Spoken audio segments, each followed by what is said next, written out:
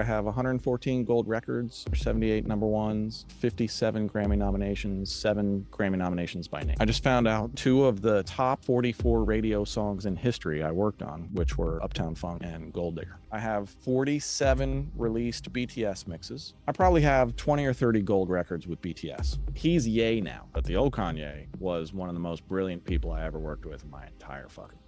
The only other people I can really think of who said incredibly crazy shit and then backed it the fuck up was like Kanye and BTS. There's no money in music unless you have a song that either syncs well or streams well. Very cool. Love the setup. Whereabouts are you based, Ken? Now I'm based in Cincinnati, Ohio. I was born and raised in Cincinnati and moved to New York City and the New York City area for 29 years. And then COVID basically told me that there's no reason to be centrally located as long as you can deliver great work. And so I was like, time to move away from the East Coast and get back to family and more space and property and I wouldn't say more relaxed living because I'm still working as hard as I ever did, but it's in a much more comfortable environment now, which is great. Did you have all these sort of studio equipment that you just brought back from New York, or did you have to rebuild everything up? Well, kind of both. So, yeah, I brought my whole studio back from New York. My studio before was in my house in Jersey. And we brought that back here, moved it, but we also sold a bunch of that gear to kind of update Studio B here. And now we're in the process of building Studio A. And Studio A should be done in August, and it'll be a fully immersive room. And it's gonna it's gonna be awesome. It's gonna be such a good room, both sonically and visually. I think the way we're designing is gonna look pretty amazing. How much percent of your work is sort of in person, you're with the artist, versus you're just sort of working at home on your own and sending through MP3 clips? Well, I think nowadays it's very little directly with the artist. I think most of the people who work directly with artists now are songwriters and producers. I'm a producer, but most of my production work is either the artist is here with me. Yes, that still happens. But I don't produce all the time. Or it's via internet. And you can get a lot done via internet. I've produced vocalists in Tokyo from my studio in New York City just via internet, as if they were on the other side of the studio glass with virtually no delay at all. And we had video and audio synced perfectly. And I could watch and hear them singing in real time. And they were in Tokyo. And I could give them instructions in real time and guide them and coach them as if they were 20 feet away from me over the glass. So really the entire creative world has changed as far as how you can get things done as long as you know how to navigate it. But, back in the day, it was every single day you were with the artists. It was 8 days a week in the studio, and either the artist or the producer or somebody creative was always in there with you. Unless you were mixing, you might mix for 12 hours by yourself. But nowadays, everybody's kind of camped out. Everybody's got their own space to create, and everybody kind of you find your clicks. You find, as if you're a songwriter, you find the writers that you love to write with. That time and time again, every time I get together with this set of people, man, do we come up with great songs. So I'm going to keep writing with them. So you kind of, a lot of what you do and where you go in this industry is built on how you want to do it. You can be like run a studio and have people come to you, but a lot of people think that to get into the studio or to get into the music industry, you can start a studio. Man, that usually leads to you managing a studio nonstop and never finding your way into the music industry because those are two different things. So, yeah, I don't know. There you go. One thing I sort of, maybe it's because I grew up in another generation, but what's the main benefits of studios? Like, you see kids on TikTok with just like a nice speaker, sort of sound foam sort of bedroom, and that sort of does a trick. And with all this editing, you can sort of make it sound really professional. What's the main advantage of paying a lot of money to sort of have a studio session? Well, you don't have to pay a lot of money for it, but you certainly can. I think some artists want to feel important, or like they want to feel like the Beatles worked here. So if I go here, the Beatles have inspired me my entire life.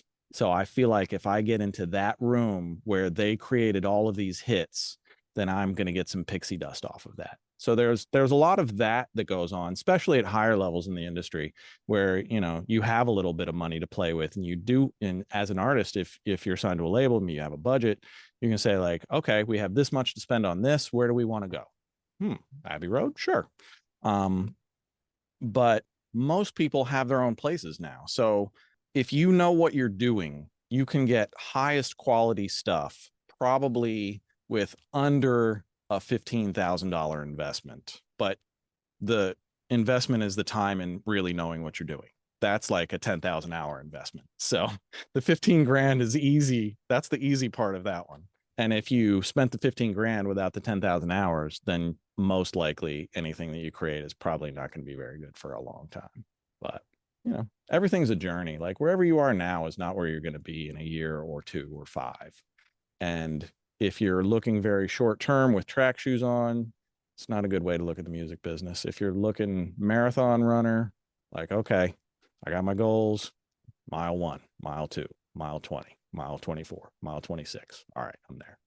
Then that's a lot more of what I think the mentality that tends to work for people in the music industry is. The moment you get your biggest opportunity, that's the moment that somehow you figure out, however hard I worked for this one, now I've got to work twice as hard to make certain that this opportunity is as big as it can be and leads to my next 1 or 5 opportunities, because they don't come easy. Ken, how have you been able to get the big opportunities, then lay it up with that next big opportunities and sort of made sure that that big opportunity didn't go to waste? Um, you know, there's a marked amount of self-promotion, certainly. I try and let people know on my socials what is happening, the good things that I'm working on. But honestly, I get some work from socials for sure, but it's not the bulk of it. I think generally nobody knows who you are and nobody cares who you are until they do. Whoever you are, in whatever way, you have to find out how you want to connect with the people that you want to hire you, or as an artist, the people that you want to listen to your music. And if you sit back with the attitude of, you know what, I'm incredibly talented, I know I'm good at this, somebody is going to come find me. No, no, that doesn't happen. You got to go get it. I mean, I'm 30 years into a freelance career and I'm still going and getting it every day. I got to go out and find where the work is. Nowadays, of course, because my credit list of work finds me a lot, um, but it's not, there's, it's not as easy and glamorous as most anybody thinks it is. Love the cup, by the way. That's a cool cup. Yeah. There's a Jersey artist who makes all those one-offs by hand, and they're all clay fired, and we have like 20 monster mugs. If you ever watch mixing night, I use a different mug on every mixing night, so the monsters always get an appearance. Tell me a bit about the mixing nights.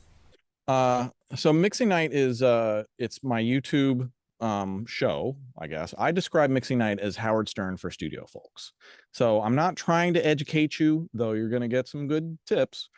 I'm trying to basically create a show that's once a month, first Wednesday of every month, that's a 2-hour escape from all of the bullshit of all of the rest of your life. And that you can find 2 hours with like-minded other people who love being in the studio and creating and making music and things like that, and just come and be a part of the community. And every month I'm going to throw down the best show that I can. So I do sprint mixing. I do what else do we do on mixing night? I do production breakdowns. I answer live questions off of the YouTube chat roll.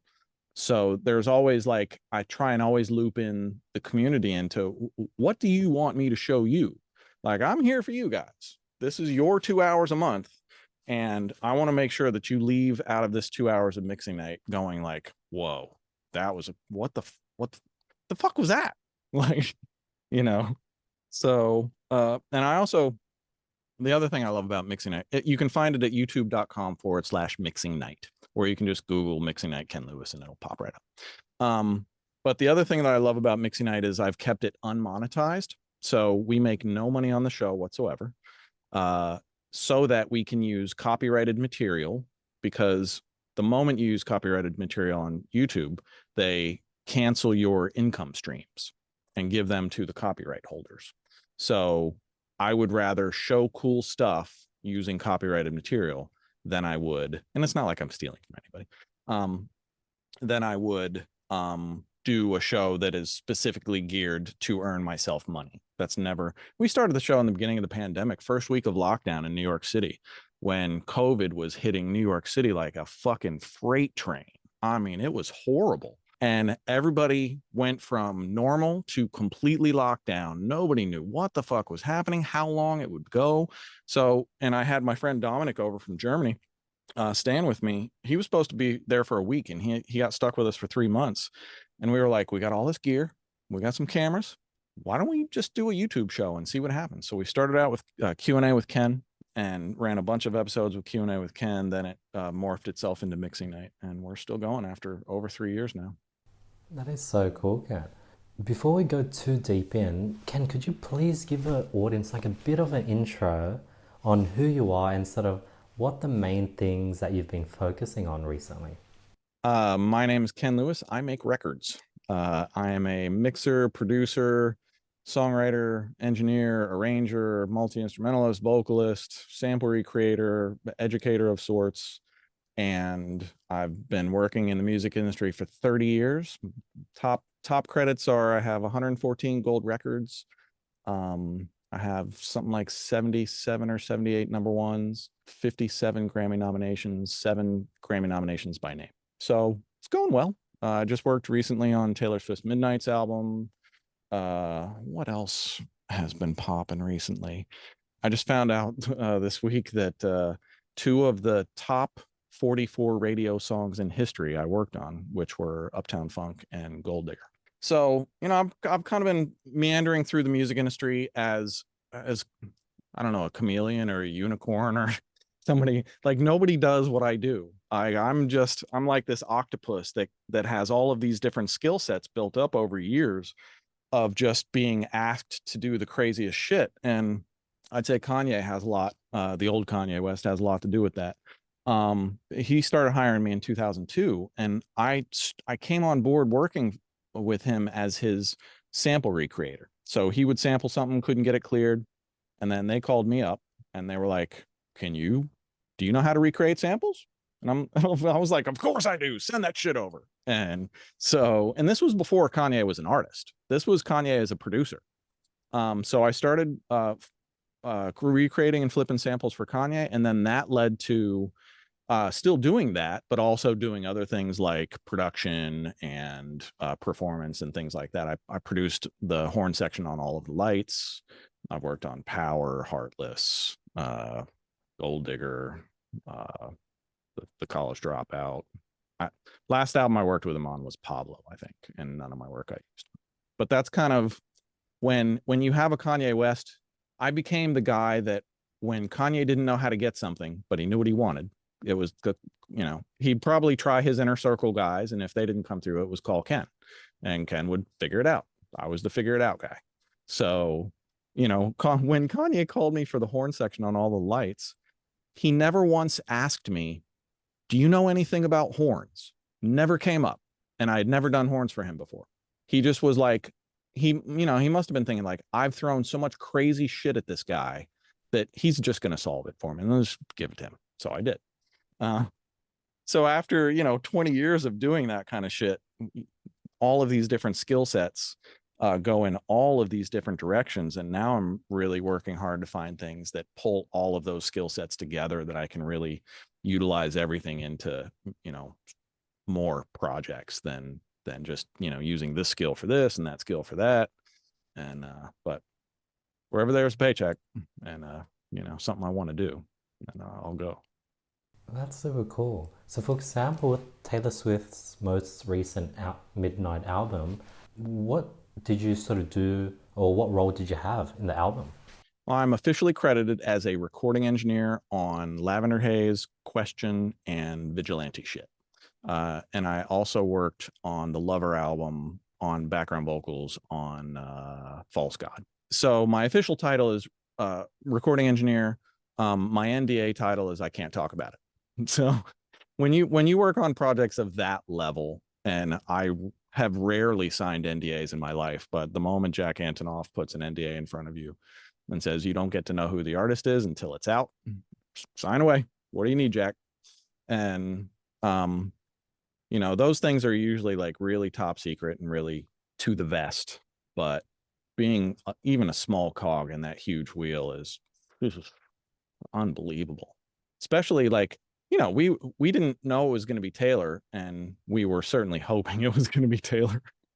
But then the Midnight's album dropped at like midnight. I get my phone just starts blowing up with fucking texts, and I'm like, what the hell is happening? And there was like Midnight's dropped.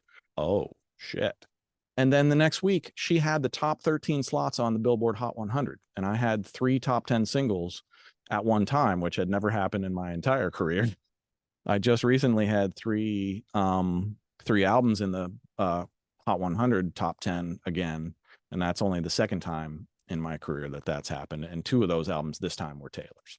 So that girl is just a phenomenon. It's amazing, and it's just one of the things that I like most about her is she dedicates herself to songwriting, and her identity and her a lot of her wealth, most of her wealth, I think, has been generated from her songs and from her music.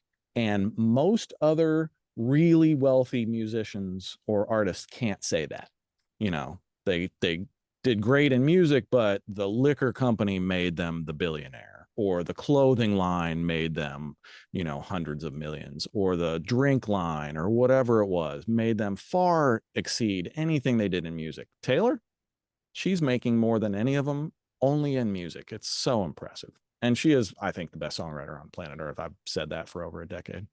Do you think Taylor's most of her music revenue does it come from selling her songs, or does majority of it come from touring? Um, well, if you see the numbers on the Eras tour, unheard of. She's going to make so much money on that, and God bless her. We went to the Eras tour Cincinnati, and it was exceptional. It was so good. But I think she makes most of her money. So nobody sells songs anymore. That doesn't happen. Everything is streaming. So if you're still trying to sell CDs, or if you're still trying to sell MP3s, stop right now, back up, get on streaming. I know they don't pay shit, but that's where everybody is. And if you don't have fans, then who's going to find you? So maybe you sell 100 MP3s. What if you could have had 10,000 people listening to you, and 100 of those people would have showed up to your concert in every city? So yeah, I think streaming has been like the great field leveler for independent artists, even though everybody looks at it as the worst thing in history. I think the payouts are too low, but the ability for artists to reach their fans in meaningful ways on a top platform has never been easier.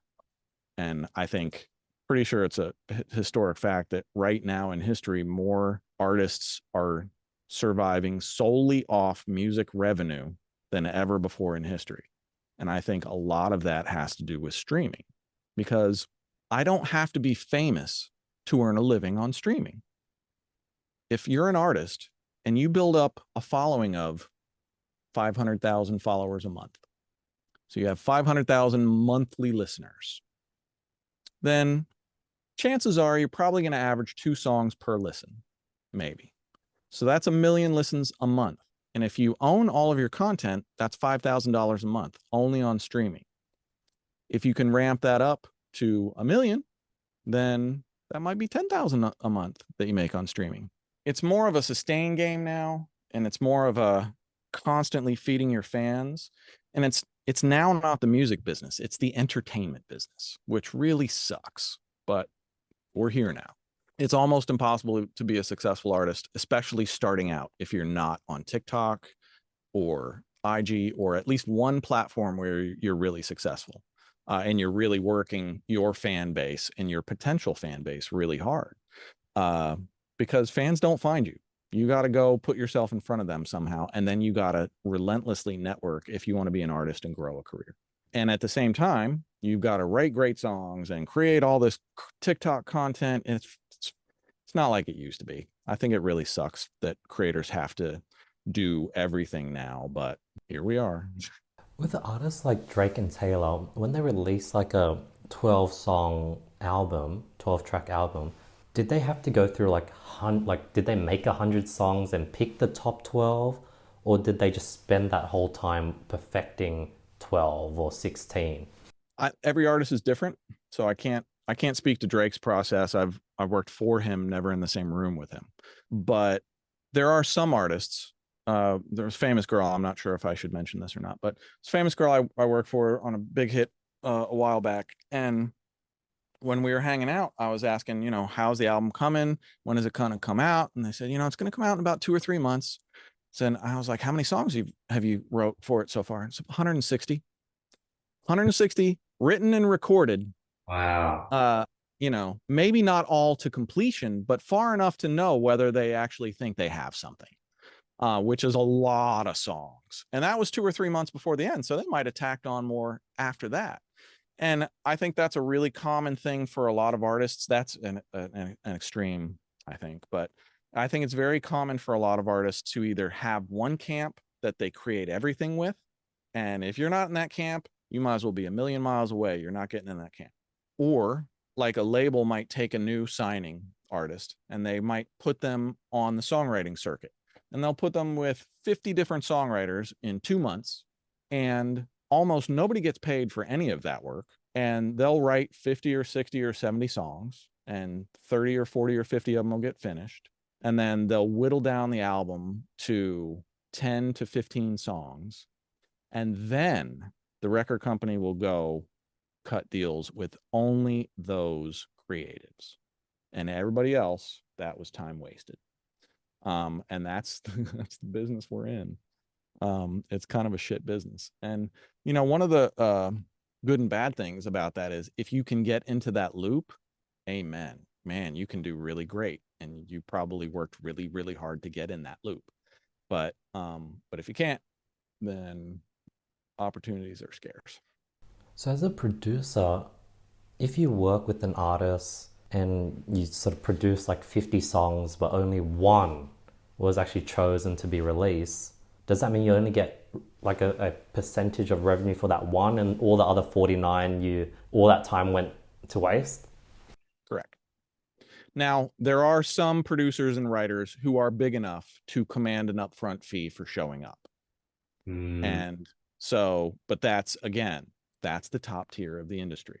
And I'm not in that top tier. They don't pay me to just show up and see what happens, and either they hire me because they love my other production and I'm going to be the guy, or not. But yeah, all of those people are just taking their shots. The music industry is built on hope. Everybody just hopes that their next shot is going to be the one that goes. And after that one goes, you better start taking a lot more shots really fucking fast, because that credit isn't going to stay current forever. And as soon as it's old, nobody cares about you anymore unless you got a shiny new credit, shiny new something to hang your hat on. So, like So when the gold ain't. What's that? When you're working on the Midnight album, did Taylor Swift know that you were working on it, and did she choose you? Oh, wow. No, I've worked for years for Jack Antonoff, who's one of the best producers in the entire world. And he produces a lot of Taylor stuff. He's produced a lot of female artists. He's brilliant. And Jack hires me sometimes as kind of like a designated hitter. Like, he knows I know how to make every fucking record from every angle. So if he's overwhelmed on a project, or if he just doesn't have the exact skill sets for this thing that he knows I do, then he'll call me up and be like, "Hey, can you do it?" And I'll be like, "Yeah, send the NDA, send the files. I'll get to work."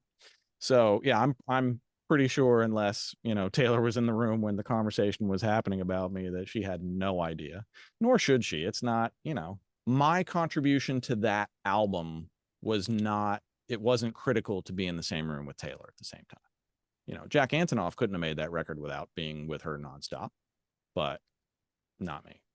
Other records where I am the producer, then I would be the jack in the room. So every day is a different day. In that Midnight album, like how many different people are credited and working on it? Like, is it a lot of people? No. Now, if you look at like the liner notes on any Kanye record, you'll see 70 or 80 guys and a few girls. But I didn't count the creatives on the liner notes on Midnights, but I remember it being haltingly small.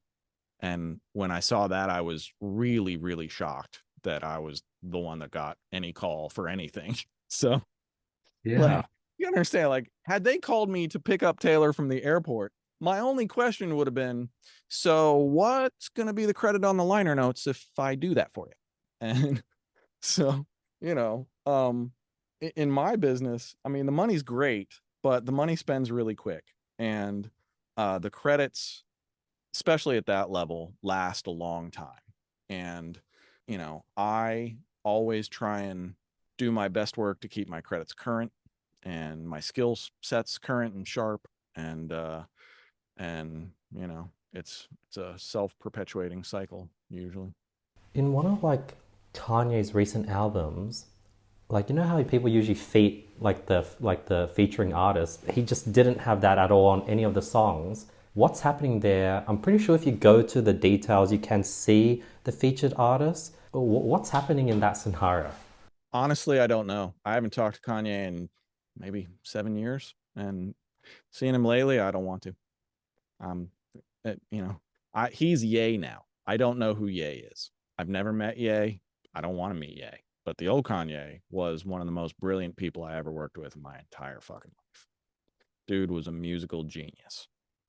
And yeah, I hope he gets back to that. Another example is like, for example, like I remember Drake talking about Sicko mode, how he wasn't credited on Sicko mode. Is he not credited, or like what happens in the like what's happening? People forget about it's. So if you look at the end of a Hollywood film, you'll see scroll, scroll, scroll for 5 or 6 minutes nonstop, a solid wall of people's names and exactly what they did. Groundskeeper, best boy, grip, lighting, all, assistant to the assistant's assistant. Everybody gets credited. In the music industry, it's not like that at all. Almost nobody gets credited for anything unless you make certain that your credit gets tracked and put in. And even then, how many liner notes are accurate nowadays? Probably very few. It's just the music industry is spread way too thin. The rank and file people in at the labels, like the A&R admin people, there used to actually be A&R admin staffs who would handle credits and billing and all that. Labels just pared those down for fewer and fewer people. So now it's like mind-numbingly hard to get paid. Half the time you don't get your credits. Nobody really cares. And, and if you complain about it, what do they care? They're on to their next release tomorrow. They don't care about your lost credit. Boo-hoo. It's always been a problem with the music industry, and it's probably never going to change. But I wish it would, because that's how we survive, is people knowing what we've worked on. So, actually, that's funny that you were mentioning that before, because I had to ramp up my presence on social media as I realized nobody's buying CDs anymore. Credits aren't anywhere to be found. How are people even going to know I exist, let alone my skill sets, let alone how perfect my skill sets will be for your record?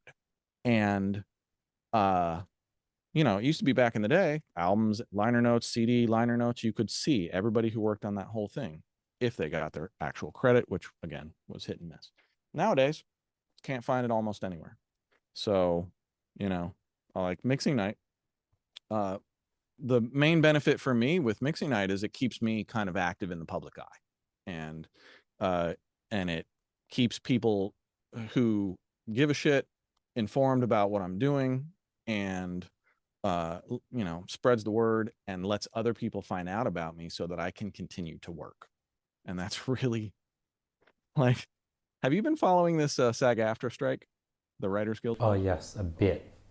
Yeah. So SAG-AFTRA and the Writers, is it Writers Guild of America, are striking in Hollywood right now. It's basically all of the creatives in Hollywood are striking because they basically want to replace anybody that they possibly can with AI. And it's coming to the music industry too, probably way worse than it could ever hit the movie industry. And we are not unionized, so we can't fight it. I think the music industry is set for a really massive upheaval, probably in the nearest future. Maybe one of the only things that could protect us from that is this SAG-AFTRA UAG strike. So if they're successful, that might offer some real protections towards artists and writers in music as well. So I am fully in support of that strike and praying that they get every single thing that they need. Because I really look at this as a watershed moment in history, for real. Right now, if we don't put serious curbs and limitations on usage for this stuff, then the executives are just gonna fucking get rid of us, AI us, and sell the public something slightly not as good, but I mean, it doesn't cost them a penny, so and if like I would encourage anybody out there to TikTok the SAG-AFTRA UAG writer strike or WAG writer strike and listen to what a lot of these actors and writers and people are saying, because we look at, like, here's one story. Well, I won't break down what they're going through, but basically the what Hollywood has offered the writers and actors as an opening salvo for a contract is so mind-blowingly off base. They basically want the ability, and they put this in writing, they want the ability to bring in like a B-level actor, pay them a flat fee, scan them, AI scan them, scan their voice, their image, the whole thing, own that in perpetuity, use it for anything they want ever, and never pay them any residuals at all after that day one. Is that real? Is that That happening? I Is it a new swear to contract? God, yeah, you should start researching this. Yeah, that was one of their contract proposals back, and they rejected all of the completely sane things that the strikers are asking for. It wasn't even like a counter. It was just like rejected. Well, our use of AI will be like, no, we've gotten to a place where, the corporations and billionaires own everything. They don't give a fuck about us. Thank God that Hollywood creatives have unionized so that they can fight this. And it's going to have ramifications far beyond Hollywood. Think of all of the industries that are going to be utterly decimated by AI. And then look at the Hollywood writer strike again and ask yourself, could this come to my industry too? Whatever it is, truck drivers are going to be gone. Fast food, don't need employees there. Any kind of, most regular jobs are just going to be gone. So either we allow the billionaires to make us all, third world citizens again, or we hold the line right now and strike until they get what they want, and we hope that there's enough power and spillover to help the music industry. So that's my prayer. Like, what's like a possible solution? Because as AI gets better, like there's probably some AI sort of tech that you use when you produce, right? Things that automatically balance things out, things that could read, split up tracks. Like, isn't a lot of that sort of AI, and it's just going to get better and people are going to use it, but then you don't want it to be too good, so it's like you can't have the best of both worlds. Trust me, it's already too good. And the problem is not going to be, you've probably heard the Kanye simulation and the Drake simulation and the whatever, and those are stunning enough. But here's the way I break it down to people that you don't realize. So say a record label hires a new artist, or sorry, signs a new artist. You got a new artist contract with record label A. Used to be that they would have to either probably go out and hire a bunch of producers, spend a bunch of time in the studio, months and months and months of creativity and hope that at the end you had a great album. Well, now you just got a bunch of computer programmers, putting in a bunch of prompts all day long. And what if a label signs a new artist and says, okay, we're going to sign you, and here is the palette of musical tracks that you can choose. Or even further, here's the palette of songs that you can choose to perform that their AI has all written. Music, vocals, lyrics, everything. I mean, anything is possible now. So how much of the creative process did that just cut out with that new signing? Every producer, every recording engineer, every mix engineer. Maybe they'll have it mixed, maybe. And then you have countless other people that rely on that whole chain that are going to be gone out of it. Songwriters gone, producers gone. But the scarier thing is not the what if they create a song that sounds like Drake but isn't Drake? If I'm an exec, I'm sitting there right now and I'm going, all right, let's find some prompts. I want to create a voice that has the flow of a mixture of Kendrick Lamar, Kanye West, and Travis Scott. But I want the timbre to be more like, I don't know, Rick Ross. But not exactly Rick. I want the timbre to be like if Rick Ross had a baby with Nicki Minaj, what would that voice timbre sound like? And then so you have completely different flows, completely different voice timbres, and then okay, now write me lyrics that are like Kanye and Taylor Swift collaborated on this pop hit, and Taylor wrote the hook and Kanye wrote the verses. Let's go even deeper. Let's say that an amalgam of Kanye, Travis Scott, Rick Ross, and Lil Wayne are my source for the lyricists. So now I have like an AI who has scanned the entire recorded works of 6 or 7 or 8 or 12 or 100 different artists. And all I'm doing is sitting back and listening and going, okay, next song, spit another one out. Let me see if I like this. Spit another one out. Let me see if I like this. And then it's just spit out more and more and more songs until that one song comes out that you're like, holy shit, okay, we got it. Now let's perfect it. Now let's get this grooving and create a whole album with this AI artist that nobody even knows is an AI artist because it sounds completely original. That's where we're heading, and it's going to ruin everything. What made Kanye so good? Was it his producing? Was it his writing? Like, what made him so good? I mean, part of it was his cockiness because he's maybe one of the only people in history I've ever seen who said the most outlandish shit, but then actually backed it the fuck up. And I mean, it's really across the. Let me back up. So I worked with Kanye since before he was a known artist at all, before he was a signed artist, and I had no idea that he had interest in actually being an artist. When I was first in a room with him, we were working on. He was producing Memphis Bleak. Memphis wasn't around, and he called me to come down and make some music for him for the Memphis song that he was producing. So I went down to Quad Studio A and brought my guitar and my keys and all that shit and got to work. And in the back of the control room, Kanye and 2 of his boys sat there for like 2 hours straight, ignoring the whole fucking session, just rhyming off their domes, non-fucking stop.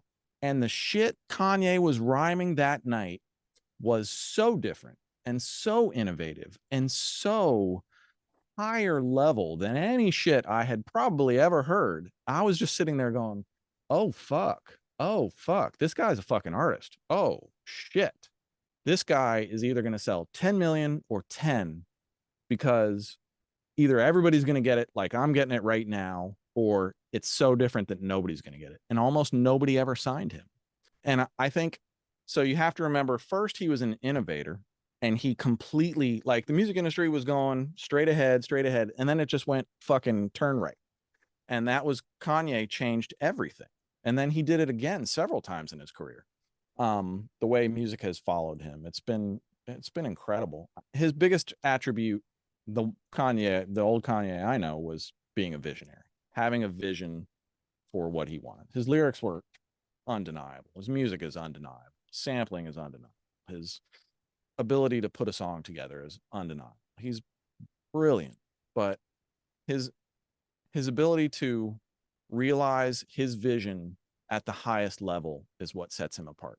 And the perfect example of that would be the College Dropout was a huge success. And he had a lot of great creatives around him. I was one of them. But he could have produced that entire album himself and done it really, really well. He chose to surround himself with high level creatives and draw their talents from them. That's what producers do. When I produce, I'm not trying to be the Ken Lewis show. I'm trying to be the where can I find the inspiration for this record? Who can I bring in that's going to enhance what I'm doing, what the artist is doing? How can I enhance this dynamic? That's always what I'm thinking about. And so, like for Kanye, he was a brilliant producer before he was an artist. He could have done it all himself. Like album 2, he brought in John Bryan as his main producer, and he and John Bryan put together what was it? Late Registration, yeah. And what other rappers have reached out to, a multi-talented rock producer in a completely other genre because they loved and were inspired by what they were doing? And they said, you know what, if you and I make music together, there's going to be some fucking magic. And most high level creatives don't have the capacity to let somebody else that high level in next to them, if that makes sense. And of all people, you wouldn't think Kanye would be the one, but he is. How do you think Drake has stayed relevant for so long? Well, I mean, he owns Canada, so that doesn't hurt at all. I mean, he is the king of Toronto for sure. He started an incredible music movement. I mean, that city, I'm not going to say it owes everything to Drake, but shit, without Drake, I don't know if Toronto would be considered anywhere near the level of music city that it is. So, fans love him. He knows what to give him. He's really in tune with what he wants to put in front of his fans.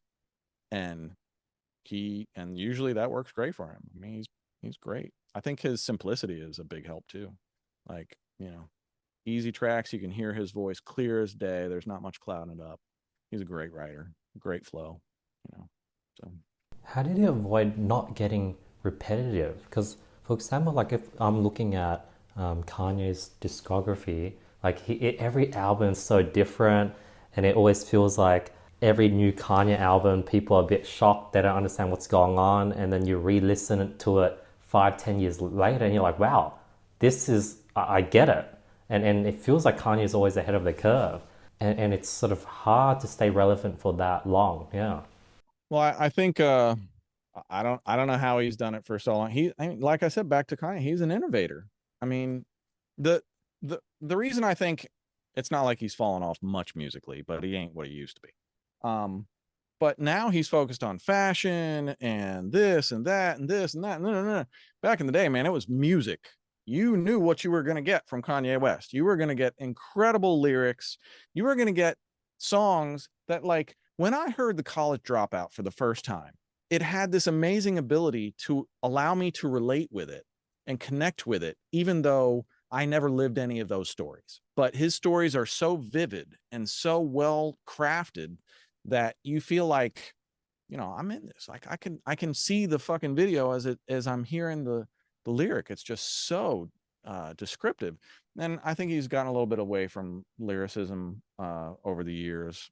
Like, I think it's hard to stay at that level of anything. Because when he was coming up, it's not like he was broke, but the struggle and it's always a different creative experience when you're not on yet, and then after you are. It's just shit changes, so it's hard to continuously tap into the same thing over and over and over, I think. But some people can. Taylor can.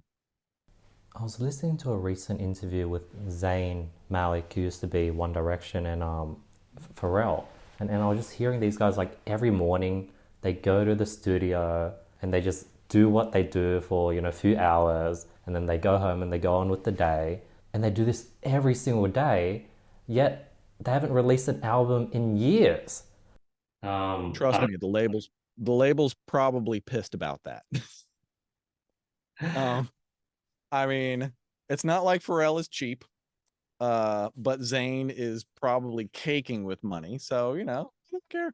Every creative is different. You can't look at one set of creatives and go like, oh, that's the industry, because literally every creative creates differently. You have people, I live in the studio. I almost never leave this place. This is where most of my life happens. I've kind of come to grips with that, and that's what it is. Other people like to, be on stage, not the studio, or, whatever it is. Wherever your creativity flows, however it flows. Some people are grinders. Some people just need 4 or 6 hours of real focus. It's one of the great things about creativity is everybody taps into it in a different way. Everybody who asks for, how can I make it in the music industry? Okay, here's how you can make it in the music industry. I don't fucking know. I mean, every single person has a different path to success. Every single person has a different path to success. So, you just got to take your best shots and keep taking more shots until something breaks. And then once you start getting more opportunities, one of the kisses of death and for young artists in the music industry is being famous before you're famous. So, which is basically, you go from nobody knows who the fuck you are to all of a sudden a small subset of individuals cares about you. 100,000 people are now listening to your song this month or whatever. A million people are listening to your song. And all of a sudden you think that's something. And in the music business, that's absolutely nothing. That's a start. And most people, or like after you sign that record deal, but before you actually have a hit single, and you start treating everybody as if you're the hit artist and with the hit single that you don't have. Even if you had a hit single, we've all had hit singles. Fucking get over it. You need another one if you're going to have a career to keep going back to. So drop the fucking ego and get back to work. The famous before you're famous really ends a lot of amazing young careers before they ever get started, because everybody who helps them, they turn on. I've seen it count. It's happened to me every fucking time. It's ridiculous. And, and I don't know. It's I think everybody thinks it's much, much easier or nowhere near as difficult to make it and survive in the music industry as it actually is. And it's a fucking nightmare. But I can't see myself doing anything else. So, I'm just gonna keep doing what I'm doing until I can't do it anymore. In the last like 80 years, there must be so many people that play roles in these big hit songs, have a bunch of sort of, gold, platinum sort of underneath their belt, but then, it fizzles out by the age of 50, 60, and, they're sort of a freelancer. Like, do they have to go get a normal job? Can they still Well, you're talking about me. So here's the for people who want to get in the music industry. If you are not a writer or a producer, then or an artist, then you don't make residuals.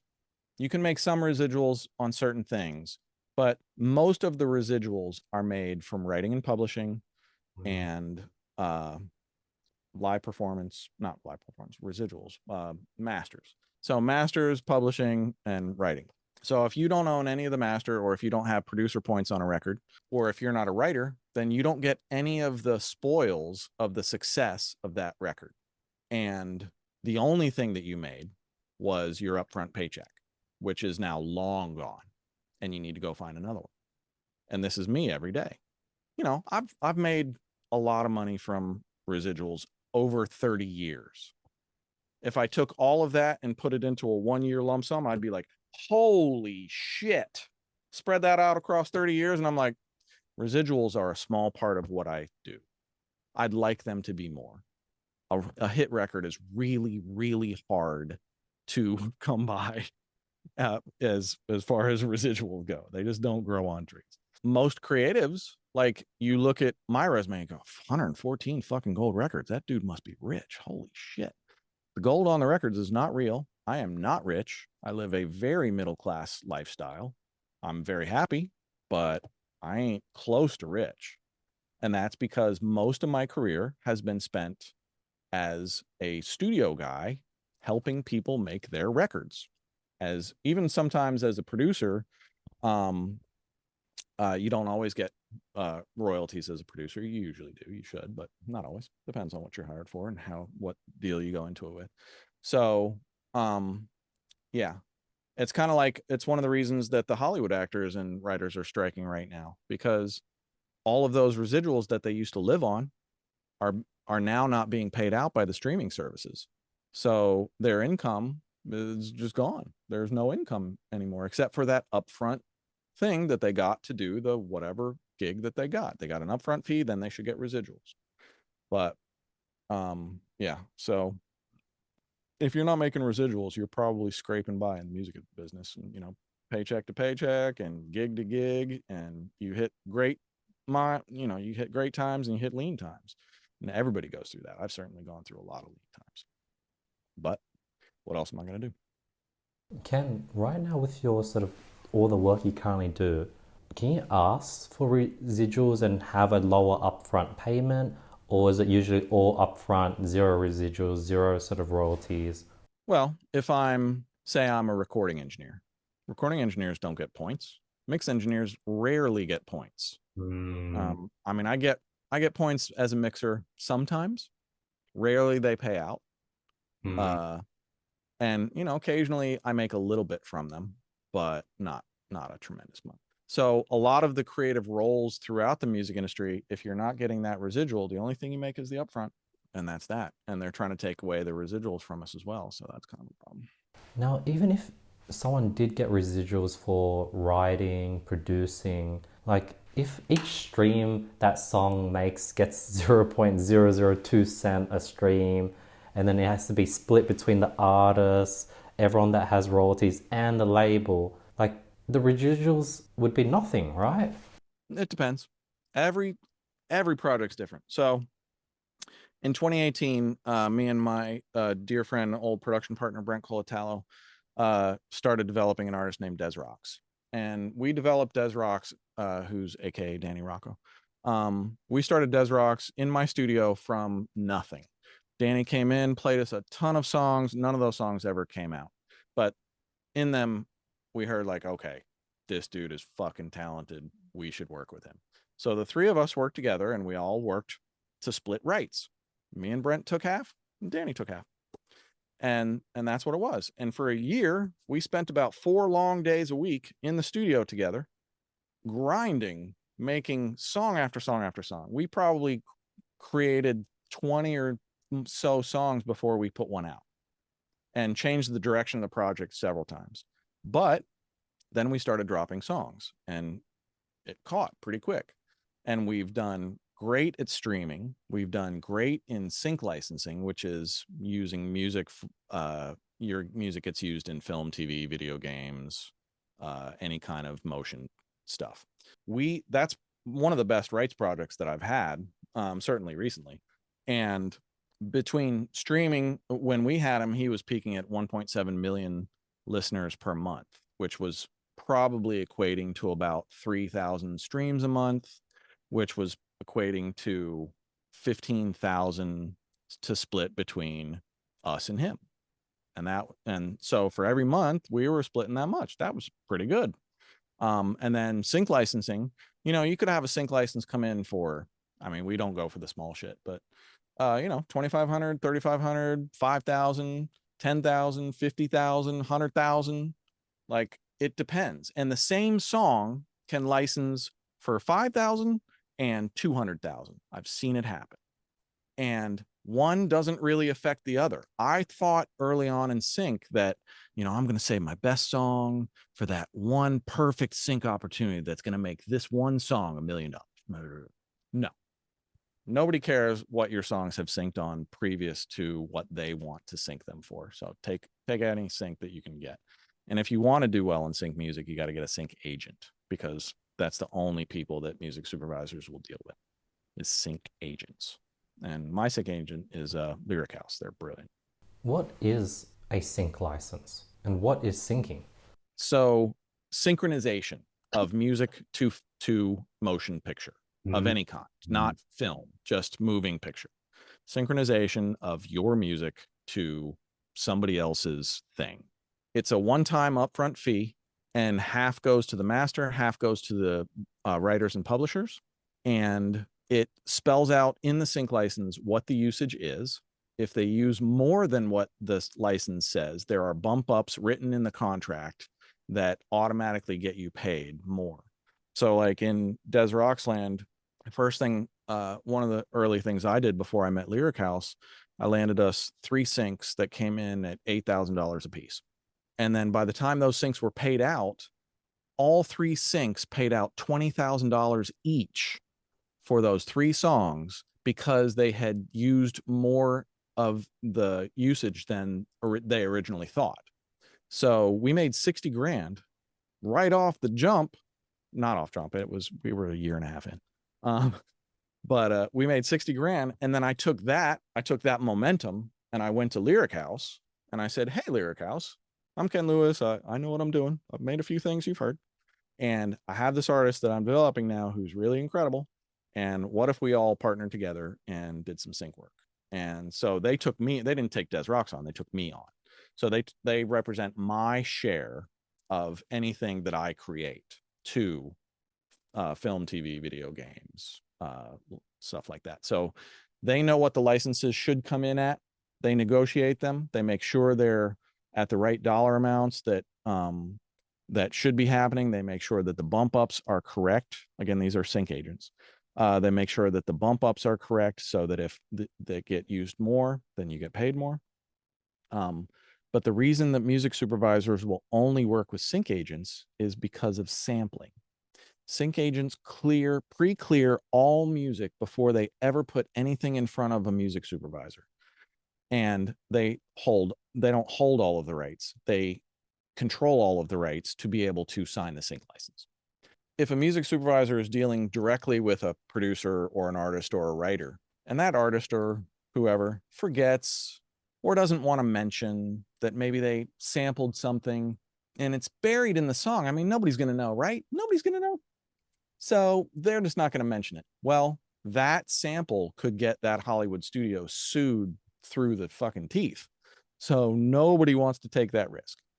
So everybody works through sync agents who pre-clear, who represent, certain artists and certain music, and anything that they put in front of a music supervisor has already been completely pre-cleared, and that license could get done in 1 hour if they, and often it does. And often that's, it's great to have that sync agent in place because these people call, they've been, okay, I got one more scene and this is what the scene is. And I'm looking for this kind of a song. And the song that I had roughed in was like, I don't know, some Metallica song. So I can't afford a Metallica. Do you have anything like that? Well, we got Des Rocs, Let Me Live, Let Me Die. Let me hear it. Holy shit, this is perfect. Okay, put it in.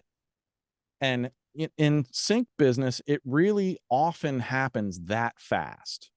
And it only happens through sync agents. How do you keep your song, your artist, top of mind on the sync agent? Because they probably have thousands of songs they could recommend people. How do you keep your guy top of mind? I don't know that you do. Yeah. You do by continuously creating great songs that they can sync. They're in the business of placing their catalog. And if you have, if your catalog lines up with an opportunity that comes across their desk, then they're going to put the best song from your catalog into the folder that they submit to the music supervisor. Or maybe they send them only one and it's yours. But, that's how it should work. Sync agents are at different levels. Some manage a huge catalog that they really don't know what's in there. They just do keyword searches and see what they find, and then they service that to the music agent or the music supervisor. Smaller shops like Lyric House, like I call them a small shop in ninjas. They're like 6 or 7 or 8 people by now that are just get shit done people. And I don't have to worry about keeping my artist on the top of their thing. Like, they know what we do and they know what we have. And whenever the right opportunity comes along for what we're doing, it's in their best interests to put their best song. And if our song isn't the best for the opportunity, I don't expect them to send my song. And that's the way it works. So, it's tough because it's hard to get syncs. But if you can get into that churn, especially where music supervisors know you, know what music you have to offer, and know that they love it, then they'll keep coming back to you. Like Shameless, season 10 of Shameless, we got the main trailer for Showtime, and that was a huge check. And then we ended up getting 4 more in episode syncs with 4 other songs because we had the trailer. So it helped the music supervisor keep the music more consistent throughout the season, and it put 4 more syncs into our pockets that we probably wouldn't have gotten had we not landed the trailer. So it's just, everything's a crapshoot. You just got to keep feeding the beast and keep your work at the highest level you can keep it. Because, you know, I think in Syncland, a lot of people think, well, I'm just going to take my B pluses and my A minuses to sync. We'll sync those. No. Music supervisors do not want to hear your A minus. They want to hear the best fucking song that they can possibly get for their show. And they don't care who or where they get it from. They're going to get it from somebody. So it's going to be an A. And, you know, there's this kind of secondary mentality to sync, and it's not like that at all. The difference with sync is you don't have to write a radio hit. You just have to write a great song that connects with the right person at the right moment with the right lyric that works in this scene, and you'll get paid. So, but you could go 5 years without getting a sync, and then you could get 10 right in a row. It's just a crapshoot. Now, there's that dynamic of it. How does it differ to when sort of artists and producers work on a project? Like, for example, Labyrinth on Euphoria, or Hans Zimmer with all the Christopher Nolan projects, where it's like, that isn't like a sync license, or is it? I'm sure that, yeah, there's got to be a sync license involved somewhere, but the main money is not the sync license. The main money is the contract between, you know, the movie studio and Hans Zimmer or somebody like that. Especially when you're talking about the level of those type of projects. I mean, you're talking about people writing their own, you know, Hans can charge multiples of what most other brilliant film scorers on earth can charge. So it's hard to go apples to apples with comparisons because everybody is at a different, you know, it's like Hollywood actors, you know, some can command 500,000, some command 5 billion, some command 15 million. How? Why? Who knows? It's just, that is what it is. And everything's negotiated and everything's negotiable. And the higher up you get, the more expensive it gets and the more negotiation. When you're like an artist like these Rocs that you've been developing, when let's say you get signed to a label, what happens to your 50% of masters? Like, are you now dealing with the label? Like, how does that work? He did sign to a label, and he just did new music. So he wasn't signed to us. Every song that we did was just a contract between us and him. So he had the flexibility to go work with anybody else he wanted at any time, and so could we. And so we ended up doing, like, I think we released 13 or 15 songs together over the years. I think we got one more coming out on his new album coming right up. But you know, most of the sync stuff was the earliest stuff we put out. It's hard to predict. Careers are funny things, man. They're not a straight line. They're like a bunch of loops and circles and backups and false starts and crashes, and you know, that experience thing is, the experience is failure, you know. And I have a shit ton of experience, which has made me a great record maker. But that's come through a lot of trial and error and hit and miss and hardship and hurt, and you know, it's the way it is. Can people like, say, Rick Rubin, is he like a producer, and does he get like producing credits and royalties, and his role is just to come in and just listen and give his experiences, not really touching the keyboards or anything? He's definitely not a hands-on producer, as in I'm going to play all the instruments. But he certainly can do that. He founded Def Jam. I mean, dude's brilliant. But I don't know Rick personally, and I've never been in the room with him, so it's kind of hard to talk about his process. But what I gather of him is he has an innate ability to listen and guide in a way that most people can't understand the value of. And some artists probably see no value in. I think his style is probably not for everybody, but take somebody like Adele, you take Rick Rubin out of that, and maybe we've never heard Adele.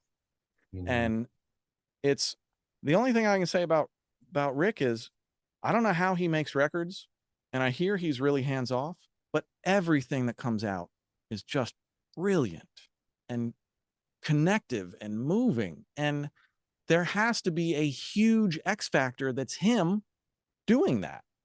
So what's his process?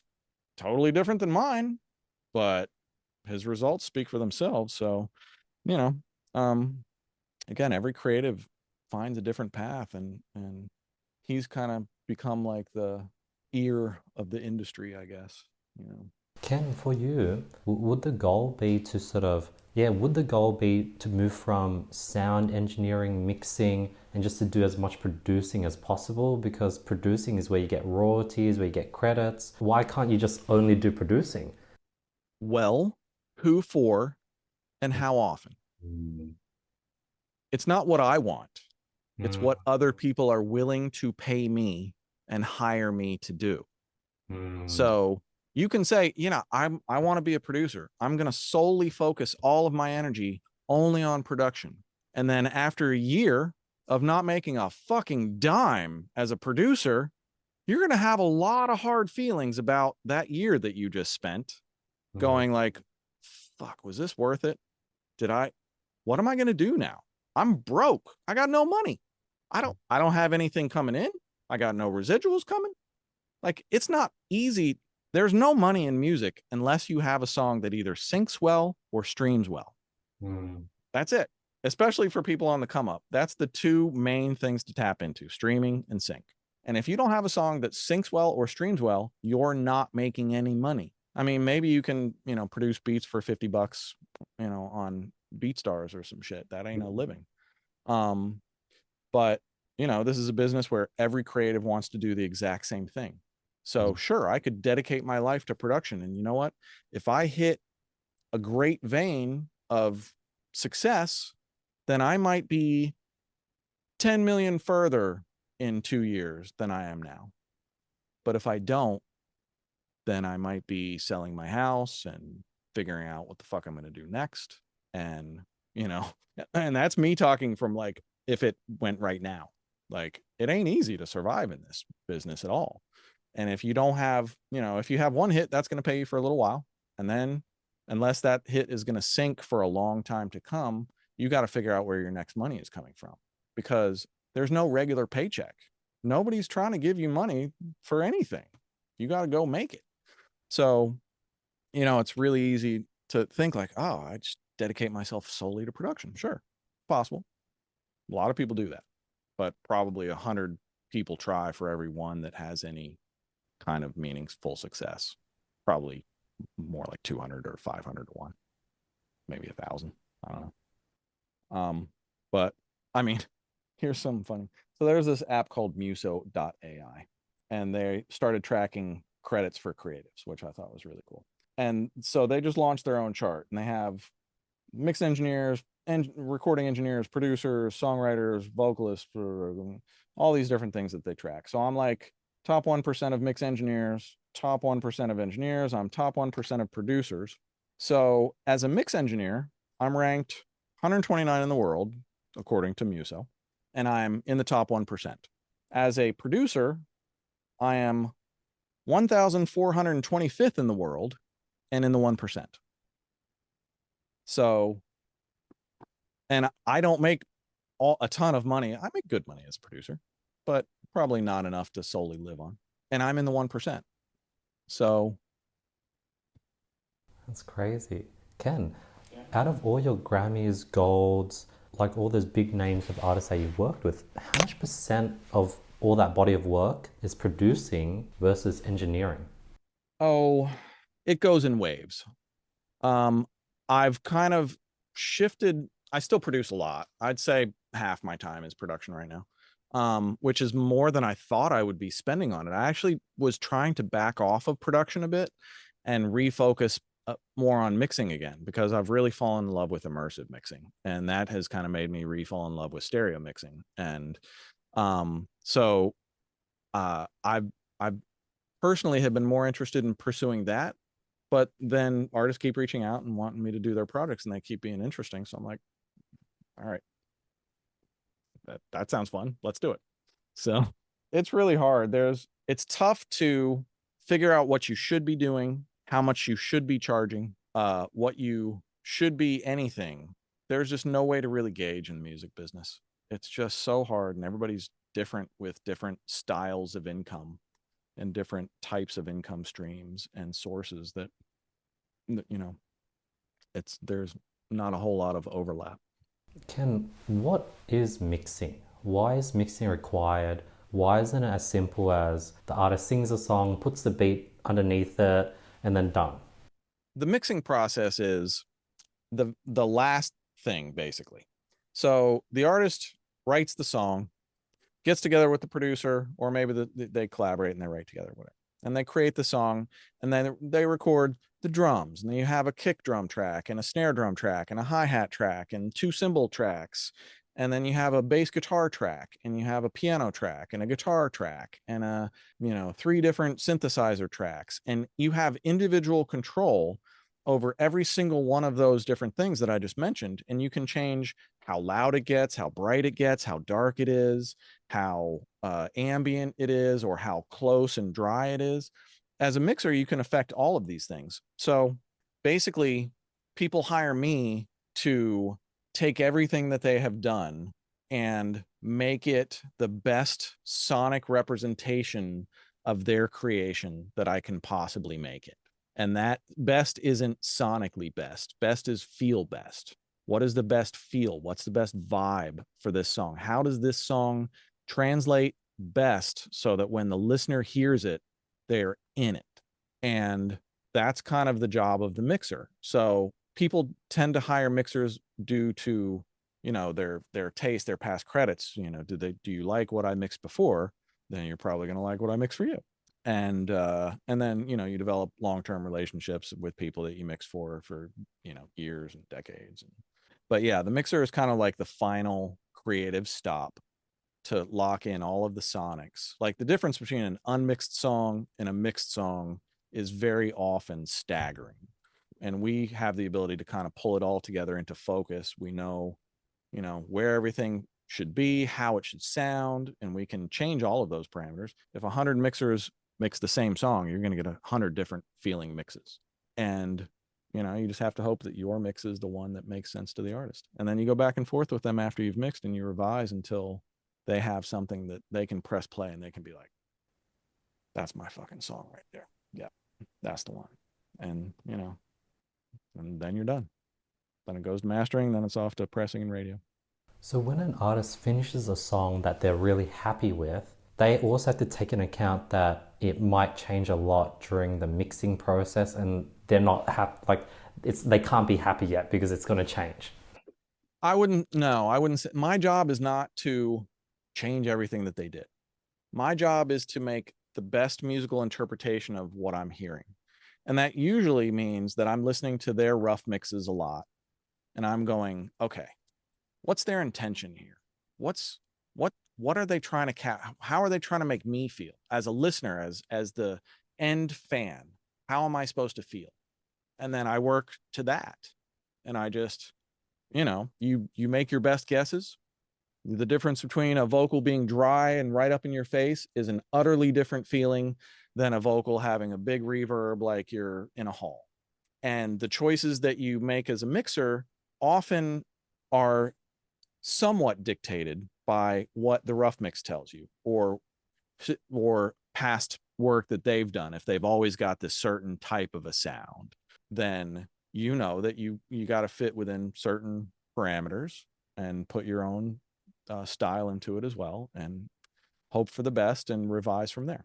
How do you go ahead, what type of revisions would artists be giving you? Would they be telling you, hey, this part's too soft, hey, could you make it go up here? And are they giving you these vague directions and you have to somehow magically interpret that? It's everybody gives different revisions. Honestly, BTS is one of the best at giving revisions. They're they are the Koreans are just so concise with their notes. They know what they want, they give you like, okay, from 1 minute and 10 to 1 minute and 31, turn up the lead vocal half a dB. And it's, it's usually, and even then there's a lot of interpretation because they're telling you to turn up a vocal a half a dB, which isn't much.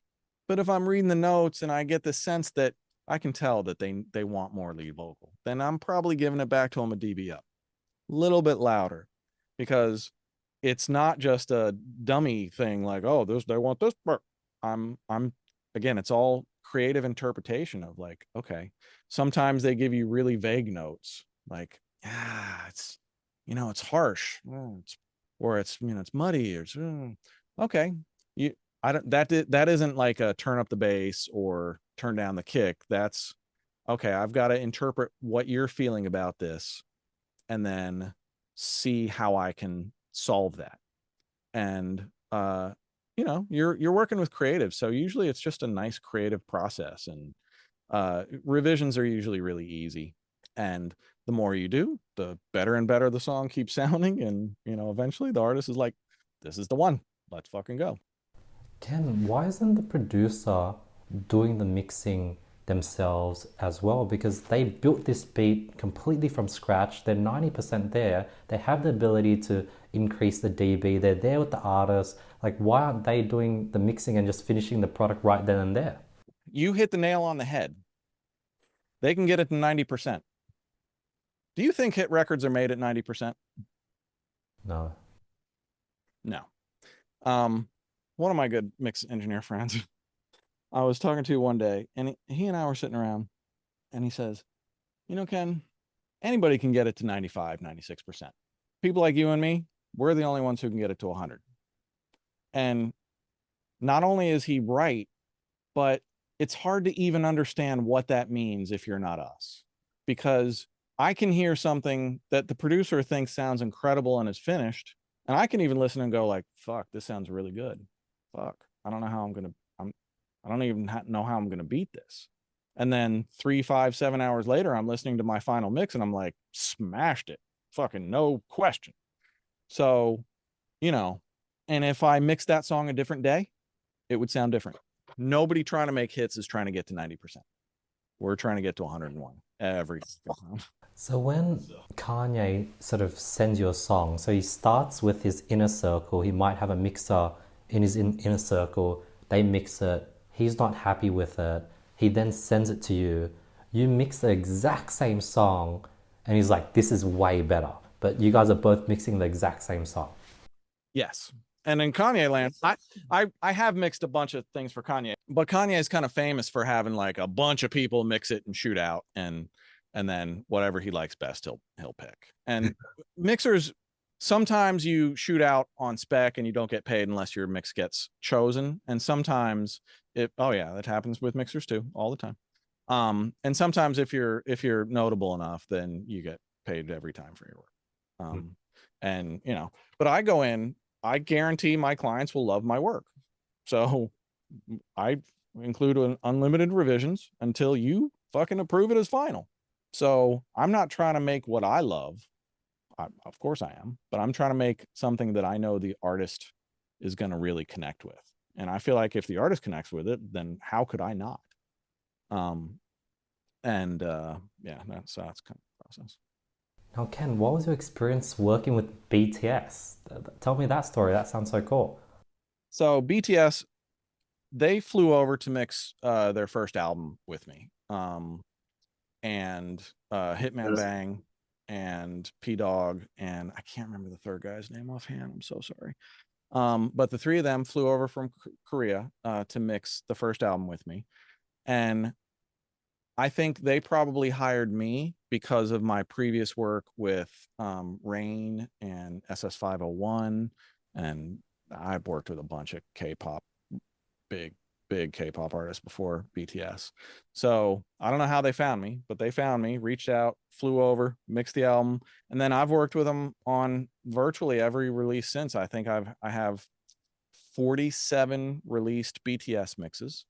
I've done more. Not every single one is. I think I've one or two hasn't made it, but 47 released BTS mixes. I keep cranking them more out. I think I've done 3 or 4 this year. with the, I got a 2 on RM, I got 3 on J Hope, I got 2 on August D, and these people keep smashing records. August D broke the record for was it 1 million copies sold on day one? So he pre-sold over 1 million copies of his album, like physical copies, not streaming. Streaming, he killed it too, but that was apparently a record. No other rapper had pre-sold 1 million copies of their record on day one in history. So I've been catching some great ones with BTS. Thank you very much. I love those guys. But it's also incredible to see like how much one person can change the history of music. And when I think about that, I think of like Hitman Bang and Pdogg initially, because Hitman had the vision, 100% had the vision for where he was going to take them and how big he was going to make them. He saw it before the first album, and he told me, and then it happened, and I was just like, okay, the only other people I can really think of who said incredibly crazy shit and then backed it the fuck up was like Kanye and BTS. So, who knows? But usually I mix for the rappers, RM, Suga, August D, and J Hope. And then I'll usually mix. So I'll mix for their individual projects, and I'll mix their the songs that they're the main features on the BTS albums. I often get calls for as well. So, yeah. I've been listening to a lot of I've been replaying that J Hope and J Cole song. Yeah. Man, I wish they had called me for that. They did actually. I mixed on the Proof anthology. I mixed Born Sinner, and that not Born Sinner. I mixed Born Singer. Born Singer on the BTS Proof album is a cover of sorts of the J. Cole song Born Sinner, which I am a co-producer on. So that was like life imitating art. They call me up and they said, we have a really special song and we want you to mix for us. And they sent it to me. I was like, did you guys know that I produced on this originally? And they're like, yes, that's why we called you on this. I was like, so yeah, Born Sinner, just the Yeezus and Born Sinner albums just had their 10-year anniversary. They came out same week in 2013. Yeezus was number 1 for 2 weeks, and then the third week Born Sinner took over the number 1 spot, and then has done incredible. I think I wouldn't be surprised if Born Sinner has outstreamed or outsold Yeezus. I'd be interested to see that. But yeah, I love that album. J. Cole's brilliant. Ken, when you're working closely with someone like BTS and you've worked on a bunch of different tracks, like maybe you're already there, but is it possible when you have that relationship to get to a point when you get like a small royalty and not get an upfront payment? Or is it just a one-time payment each time, and in 20 years time, those songs might still be playing and all you get is the credit? It depends. It depends what you negotiate. It depends what they want you to do. It depends what your rights are in the moment. If you wrote something, then you're a writer and they got to work out a percentage with you. Or, there's often like pretty standard percentages that people claim. What if just mixing? Just for mixing? No, you get an upfront, unless you get points on the record for mixing, which most people don't. You get an upfront paycheck. When that money is spent, all you have is the credit left. Wow. Yeah. But, it's still a good credit. That credit will make me more money because, people will hire me because I worked on that album.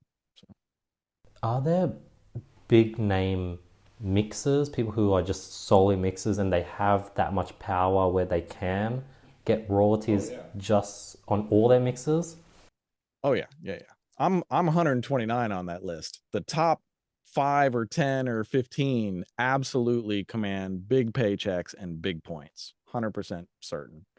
Not big. They probably get a point or maybe 2 points if they're lucky. And they probably get, I'd say top 5 are probably getting 3,000 to 8,000 a mix, plus points. Can someone like Kanye have an idea for a beat and he just sends it to 100 B-list producers, picks the best one he likes, Well, he wouldn't, because you're really tight with you might get beats in from 100 B-list producers, but you're not going to send anything out to 100 B-list producers. As a star, you don't send shit out because you don't want people leaking your stuff, and you don't want, you don't want it, like, access gets restricted the bigger that you get. Like, even, you know, over the year, like, half the time I couldn't call these people that I work with all the time. uh I'm not trying to be friends with them. I'm trying to just be, there for them when they need my creative services. But yeah, exclusivity as you get bigger is definitely a thing for multiple reasons, not just because you can be more exclusive. But Again, what's happening when Taylor Swift is creating all these Taylor versions of her songs? Like, what is the masters? And the fact that she doesn't have the masters for all these other songs, what does that lose her out on? well, she still makes money on those songs, on the master portion, in the form of artist royalties, which are points against the master. So she doesn't own those masters, but she still profits from those masters, not nearly as much as if she actually owned the whole master. She only gets a piece of it. The new ones that she's re-recorded, she's basically said that, she tried to buy her masters back. That was unsuccessful. So she said, fuck it, I'm just going to re-record my albums. I'm going to re-record them. I'm going to own them. And I think what the other thing that she did was, she said, whenever I have a new album version of an older album, I will no longer approve syncs on those old versions. That's the key. That's the main reason that I think this whole thing happens, is because any of this, and she does great in sync. She makes millions a year in sync, I'm sure. Every time they sync a Taylor song, now it's got to be off Taylor's version. Taylor owns the master. Taylor wrote it, or co-owns and co-wrote it, and blah, blah. But still, she's got now the lion's share of ownership and representation in it.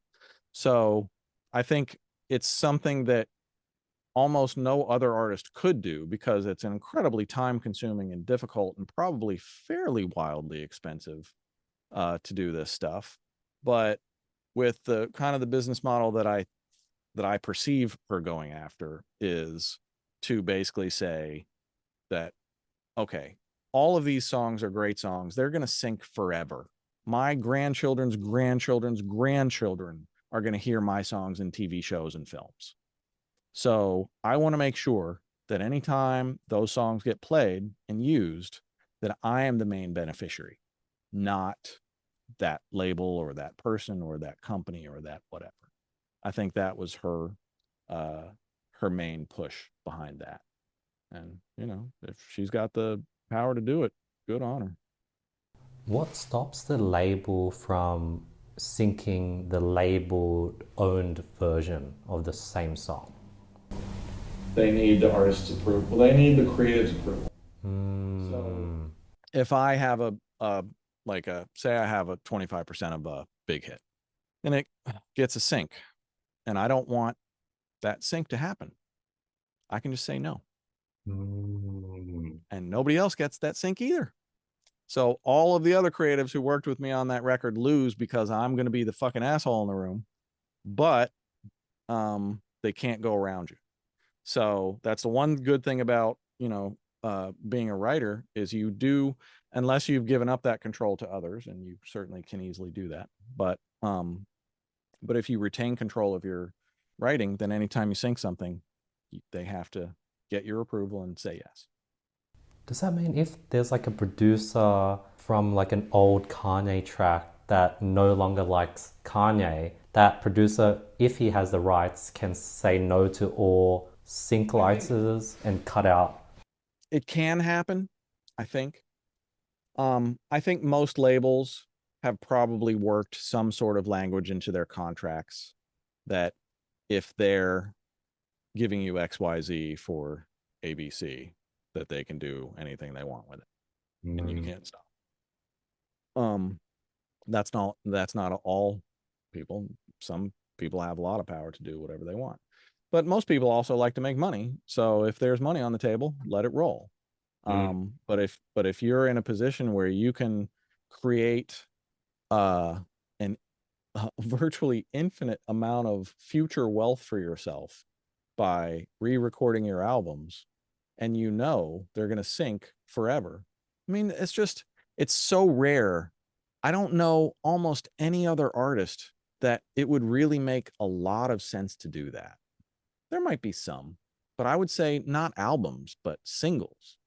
You know, if you had a huge hit single and you only had this much of it, but you should have this much of it, and you could hire this producer to redo it and make it sound just like the fucking original from scratch and pay them X amount of money and X amount of rights to do that, then, you know, as long as what you put out still inspires people, that's the key. It ain't easy to just re-inspire people on the same song. You always risk the why the fuck did you do that? Huh? But, you know, Taylor is a one of one. What she can do, nobody else can do. In many, many, many, many facets of the music industry, what she can do, nobody else can do. Why is it expensive to redo a song, copy a song? Like, How are you going to recreate that magic? Mm, That's the X factor. When you're creating so often in the studio or during the creative process, during the writing process, any mixing process, things happen, happy accidents. You try things, you get inspired by something, and in the moment, you just capture that moment for whatever it is and just go ahead and try to recapture it again. wow. That's, you know, it's going back to a hit is so, so difficult to get. And one of the worst ways to try and get a hit is to try and write a hit. It's just, that's not the formula for hit writing. There is no formula for hit writing. The formula for hit writing is get in the room with hit writers and learn what they do and do good work. But you know, I'm sure I haven't listened to a lot of the Taylor version stuff. I don't have a lot of time to listen to music for enjoyment, unfortunately. But you know, I know I have Taylor fan friends who are like, you know, I love this one, but this one just wasn't really and this one was great and that one was and you're like, okay, they'll forgive her because she's Taylor.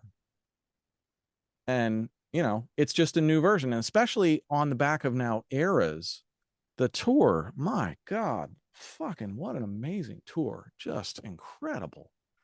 We saw it in Cincinnati and we were just blown away.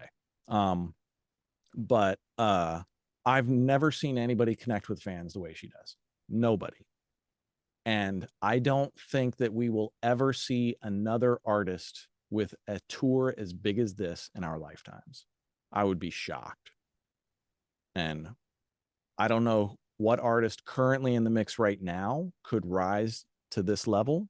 And I don't know, there's not a vehicle that exists anymore to get new artists up to this level. It's just, there's, you know, people curate their lives now.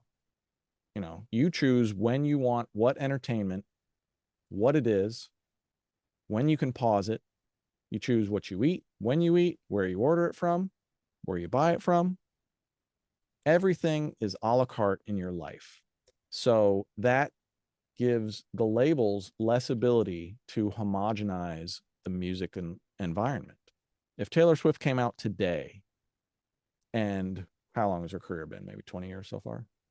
If she came out today and had the exact same run for the next 20 years, she'd be, I think, she'd be a successful artist. She wouldn't have the Eras tour. She wouldn't have anything close to that. I think it's been capped. I think we've seen the last of the mega artists. And, you know, which is, it's good in some ways because it allows, you know, it spreads out the playing field and lets a lot more people have smaller shots, which I don't mind at all.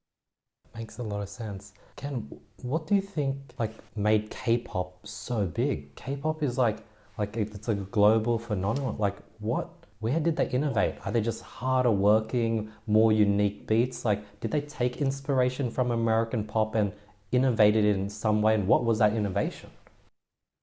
If you want my honest opinion, and I'm not a K-pop expert.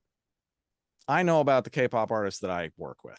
Like, I'm not super into the culture. I just don't have time, you know. But if I had to guess, BTS is BTS because of Hitman and Pdogg. I mean, the don't get me wrong, the guys are fucking great. You don't get to that level without being brilliant as an artist.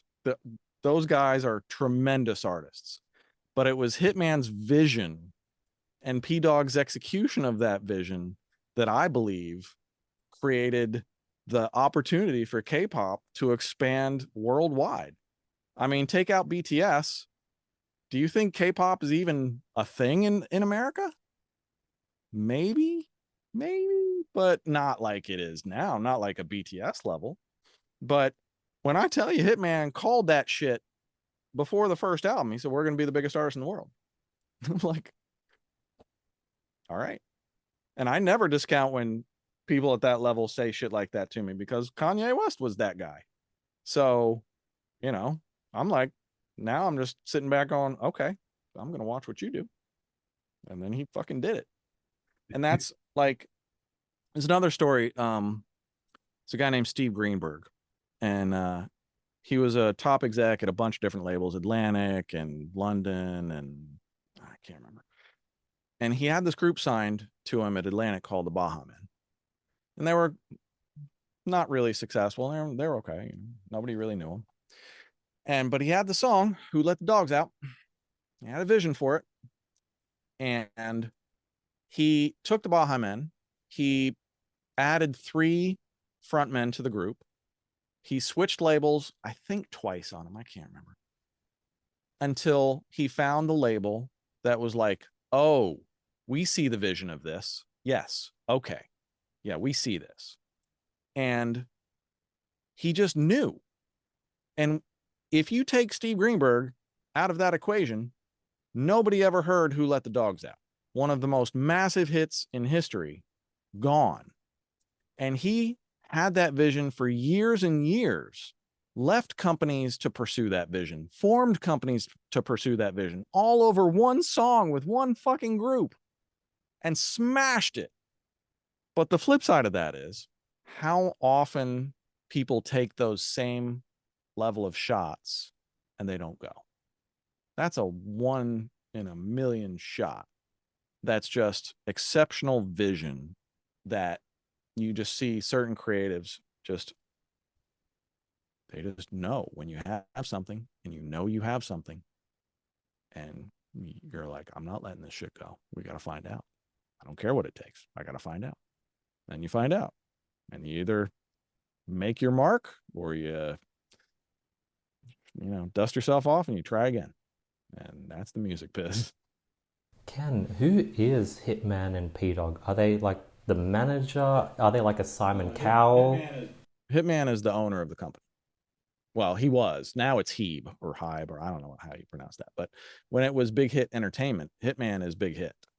That's him. So, and Pdogg is the still the main producer for the Big Hit camp.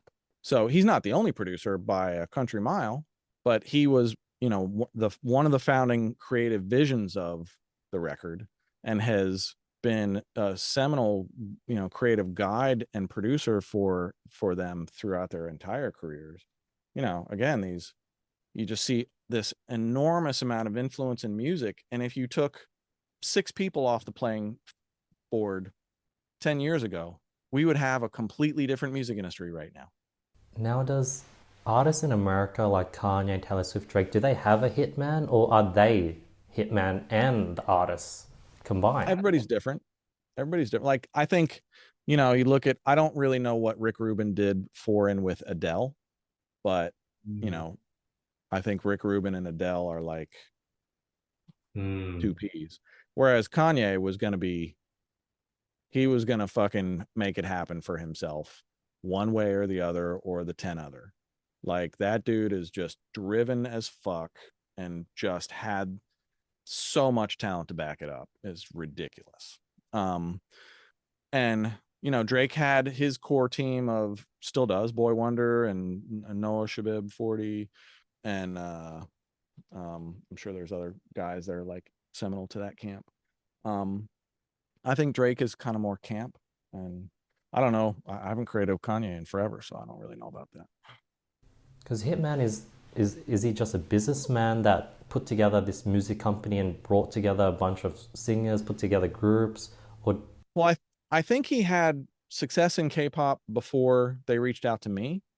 I don't know what his prior success was, but he seemed like he knew what the fuck he was doing.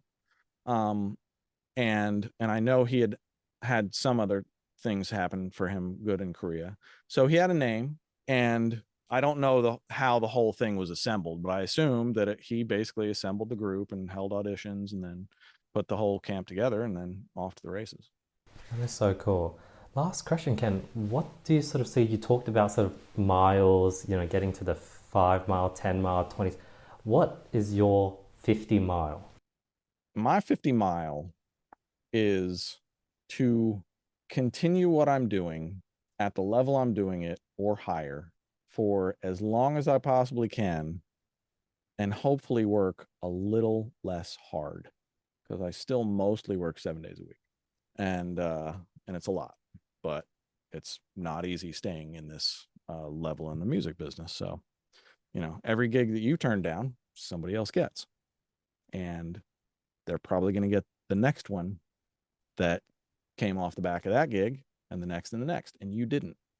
So you either decide to always do great work and show up and take your best swings every time and hope for the best and hope that that reflects good on your reputation and your work out in the world, and then you benefit from that by people hearing it and going, shit, he's really good. Okay, let's make a record with him. And but for me, I just want to keep enjoying creating with great creatives. And I'm not worried about more great things happening for me. Fuck. I never, my life goal at 18 years old was to someday work on one gold record. And I have now worked on 114 of them, and I have a slew more coming. Like, they drop them in waves. So BTS, I probably have 20 or 30 gold or platinum records. Let's just go gold because I only count the gold. I probably have 20 or 30 gold records with BTS. They've only officially certified 4 of them. So there's going to come a day in a month or a year where the certification committee that drops all these is going to drop 50 songs that BTS put out and albums that are all certified on the same day. And they just wait so that they can get kind of like a big media impact from that. So whenever they do the big BTS drop, I'm going to have like 20 more fucking gold records in a day. This shit is just going to keep coming. And as long as I continue with the attitude and the mindset that I have, that do good business, do great work, try and, I don't know, those 2 things are really the hallmarks, and do what makes me happy. That's a luxury, honestly. It's not always the case, but almost any kind of music making makes me happy. I don't have to make a hit song or work with a big artist to feel fulfilled or enjoy my work. I enjoy working with unknown independent artists every bit as much as I do superstars. The only difference is, if I didn't work with the superstars, the independents wouldn't hire me. So it's a constant balance between keeping your credits relevant and doing things that you want to do and just enjoying what you're doing and surviving. Ken, do most mixers also have the ability to produce? Like, if you were like a new up and coming, okay. No. No, well, I wouldn't say that. I would say most mixers do not have the ability to produce at the level you need to be at to be a successful producer.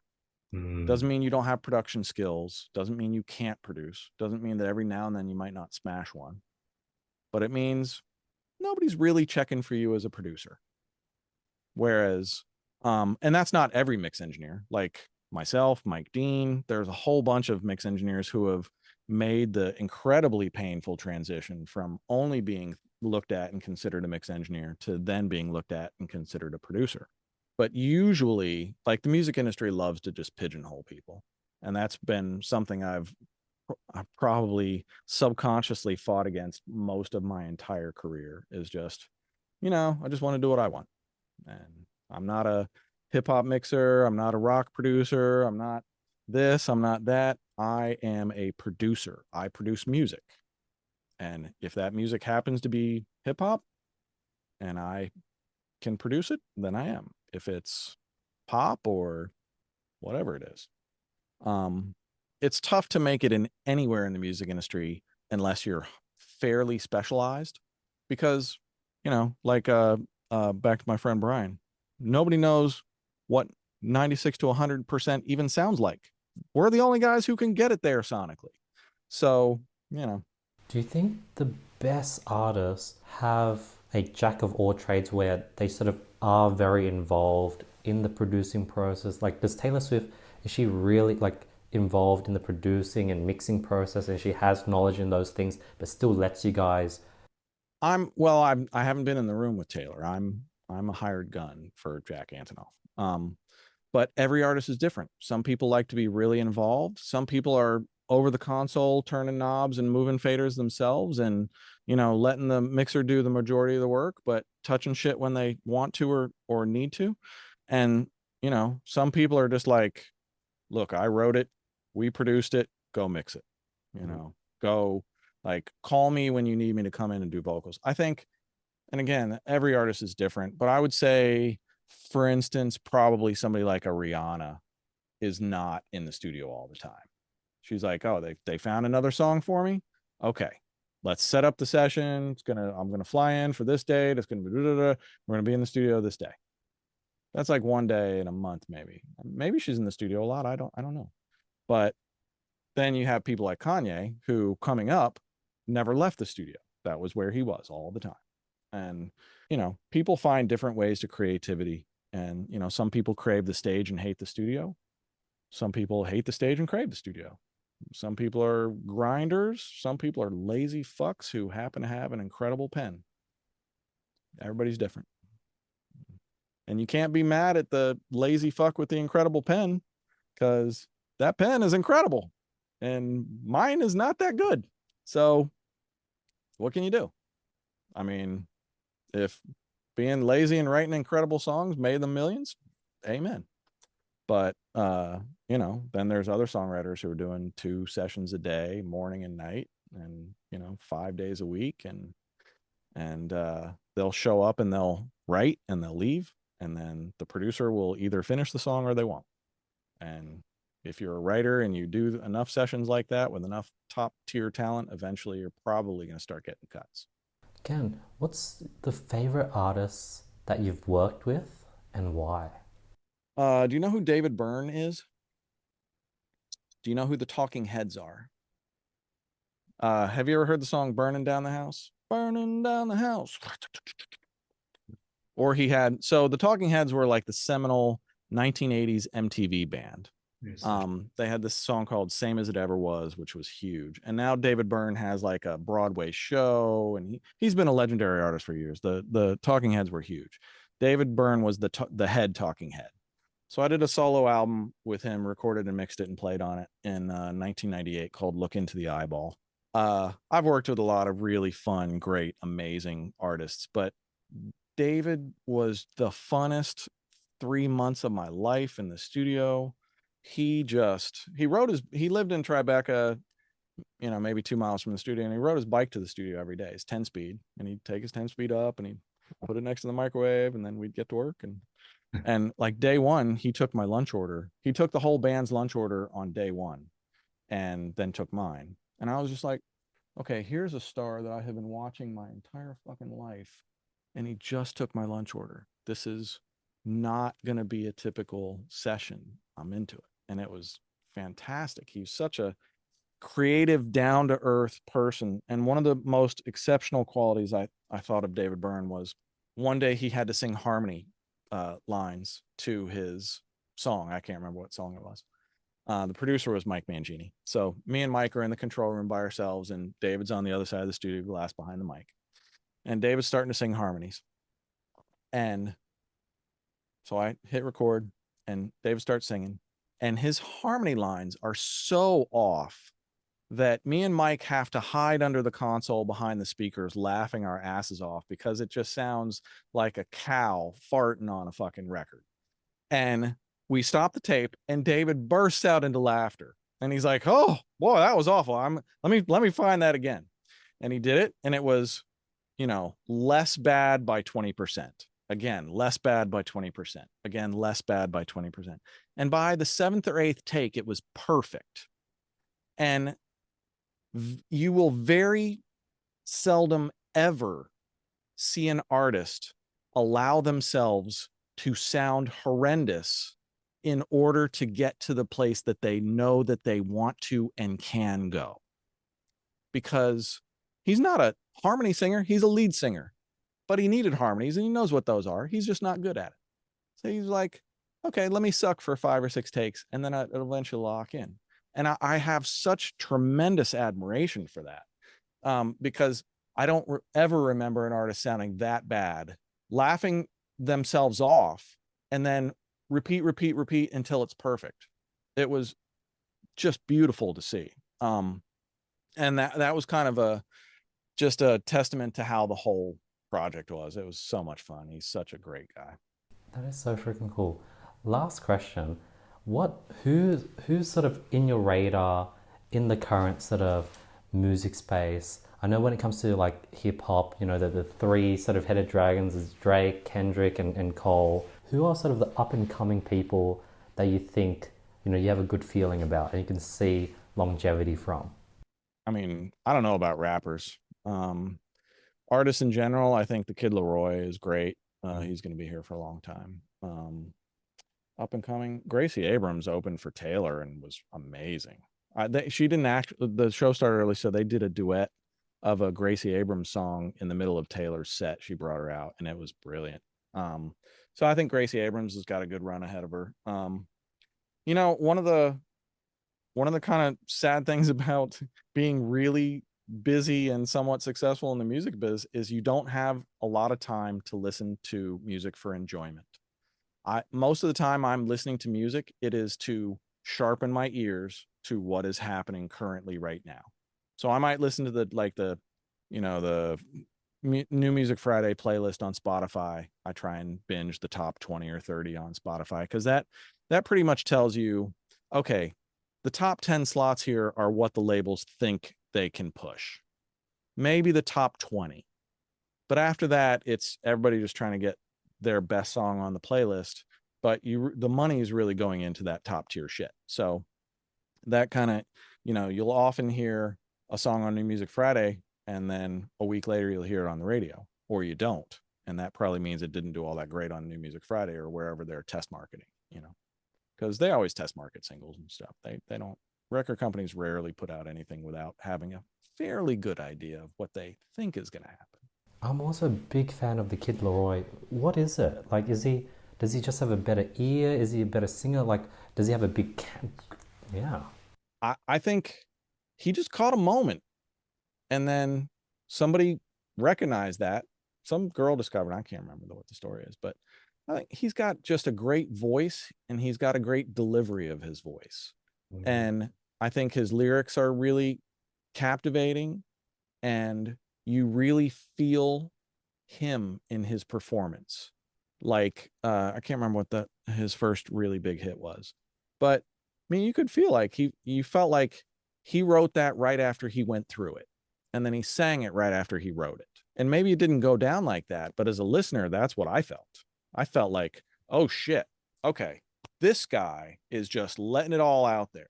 And I think the listener innately, you don't even know it, but as a listener, you want the fucking authenticity. You want the shit that's like, whoa, they are just doing them.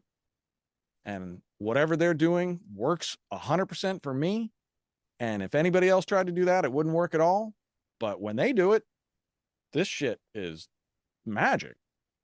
And man, that's hard to predict or find, or, I'll tell you that the only advice for artists that I would give you is the only way that you are ever going to be that artist is if you forget what everybody is chatting in your ear about and you make what inspires you personally the very most, and then you just pray that it inspires everybody else the way it also inspires you.